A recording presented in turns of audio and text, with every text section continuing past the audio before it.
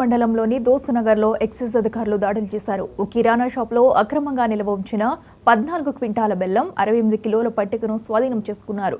Shop యజమానిపై excise అధికారులు case నమోదు చేశారు.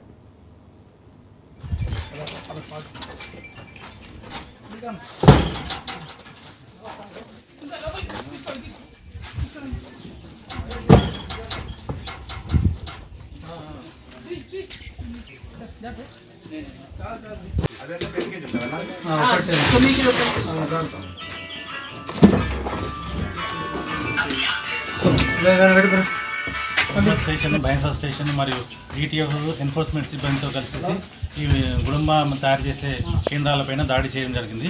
ఈరోజు ఎర్రగుంటలో మనకు 2 కేసులు 10 లీటర్ల ఐడి, ఒక 2000 లీటర్ల వాష్ దొరికింది. అక్కడ ఒక 2 పర్సన్ అరెస్ట్ చేయడం జరిగింది.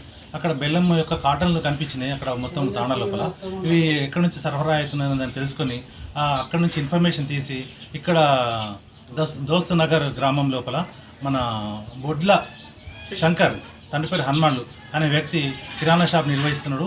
ఇతను అక్రమంగా మొత్తం బెల్లము పట్టిక అక్రమంగా ఈ నాటుసారా తయారు చేసే వాళ్ళకి అమ్ముతాడనే సమాచారంతో ఇది కిరాణా షాప్ చూసాము. కిరాణా షాప్ లేదు. ఇతను మనకు దొరకకుండా ఒక వేరే చిన్న రూమ్ అద్దెకు తీసుకుని ఆ అద్దె రూమ్ లోపల ఈ బెల్లం యొక్క కాటన్లు, బెల్లం ముద్దలు, ఈ గుడంబా నాటుసారా తయారు చేయడానికి వాళ్ళకు ఇతను రహస్యంగా అమ్ముతున్నాడు అనమాట. అవి కనుగొనడం జరిగింది.